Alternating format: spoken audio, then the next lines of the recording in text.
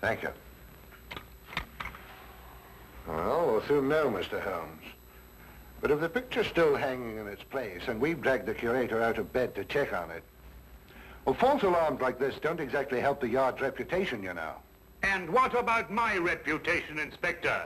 When I say a man died a little after 8, he died a little after 8 and not a little after 9. And when I say these ghosts punched me in the eye half an hour later, hang it, he punched me in the eye. Oh, we all have our off days, Dr. Watson. To err is human, as the poets say. And furthermore, if I tell you that I bumped into this chap's ghost again tonight, you didn't tell me about any second meeting. Oh, didn't I? Well, nothing. An hallucination, that's what you had, Dr. Watson. Yes, it's, psychological. That's the thing in crime today, psychology. I've been studying it, you know. You astonish me, Inspector. Oh, we're not as backwards as you think, Holmes. No, we like to keep abreast of the times. Though I don't mind admitting I don't think the psychology's got much of a future. Oh, come in. Ah, Hawkins, you saw the curator? Oh, yes, sir. I called him, Mr. Bentham, as you instructed, sir. He was quite excited when I told him this picture called the Moonlight Madonna had been stolen. And so we rushed around the corner to the museum. And? Well, sir, the picture was there, hanging in its proper place. Good night, sir.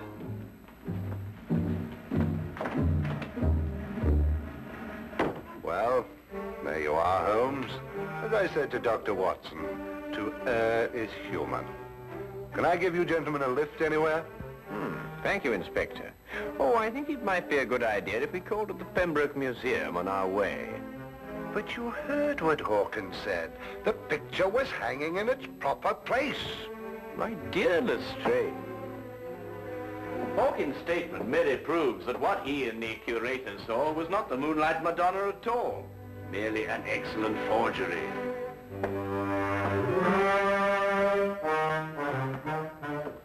What's he talking about? Art, ghosts, my black eye, and psychology.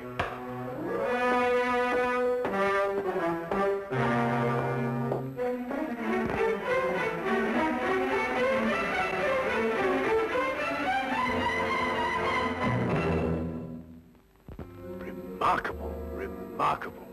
Only a microscopic examination of the brushstroke shows it any different from Da Vinci's work.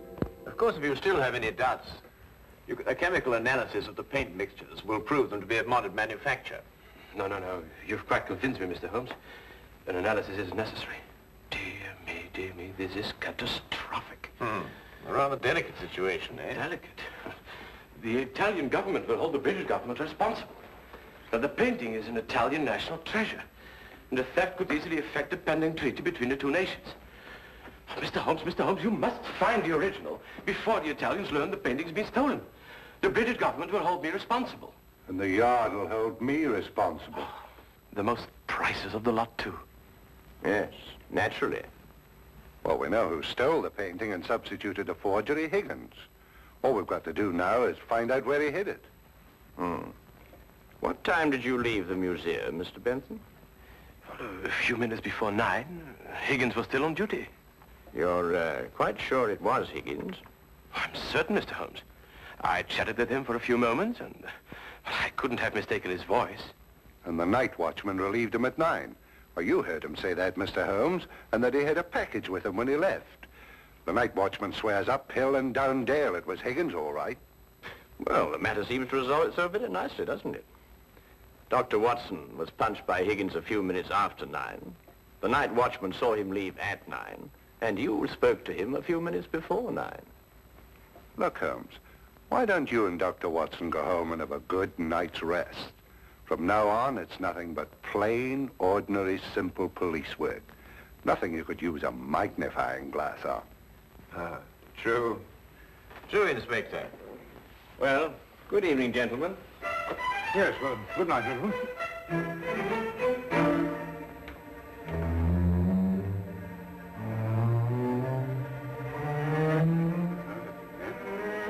Terrible, Inspector. Terrible, Inspector. Terrible. What do we do now? Inspector! interesting affair, eh, Watson? Look, I don't care what anybody says. It was after 8 when Higgins punched me. Well, has it occurred to you that if Higgins didn't punch you, who had the heart attack?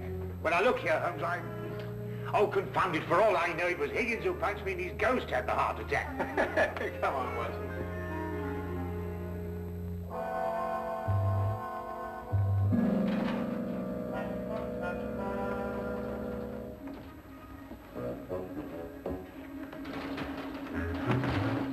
Only Mike have the common decency to tell me what we're breaking into. Shh, whisper. Well, I am whispering. Oh, now, quiet, Watson. Look here, we broke into the rear of the museum because if so, Holmes, really, I don't know what's going to happen to us.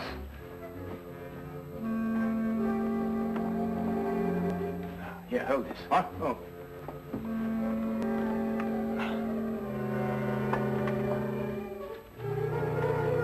Holmes, this is sheer vandalism. Yes, well, then there must be a bit of a vandal in us all.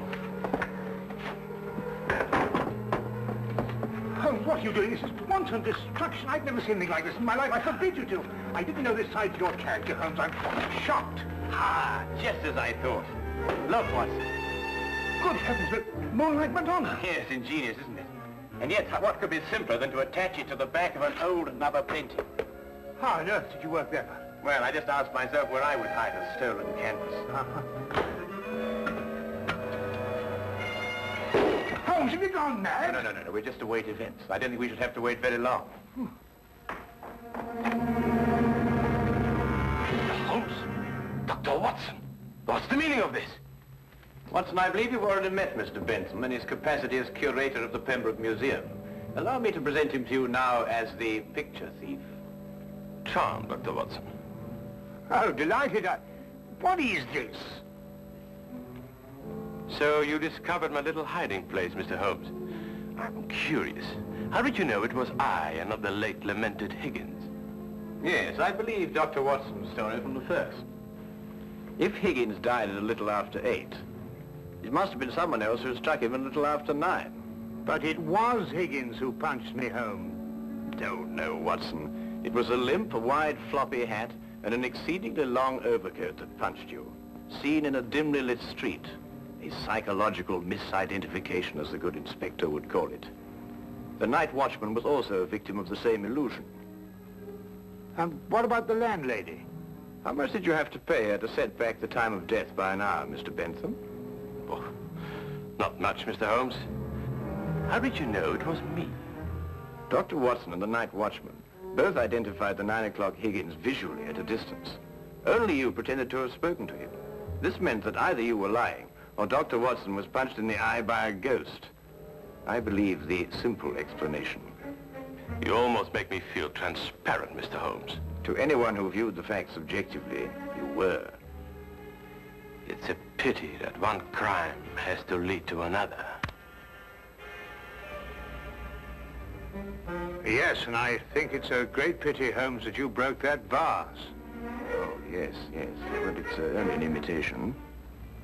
Nonsense, you can't tell me that sort of work like this is an imitation. Perhaps the pieces can be... Well done, Watson, well done. You know, Holmes, you didn't have to invite him here to catch us. You put us in rather an awkward position. Oh, my dear fellow, I have sublime confidence in your ability to extricate us from any predicament in which my rashness may place us. Might I suggest that you now fetch the good inspector? Yeah, here you are. Yeah. Excuse me. I say, Holmes, Bentham punched me in the eye. Who was it tweaked my nose? Well, my dear old chap, it was absolutely imperative that I make certain that the limp, the hat, and the coat were really capable of fooling you. You? Yes, I regret to say I not only tweaked your nose, but I also pulled your leg. Oh!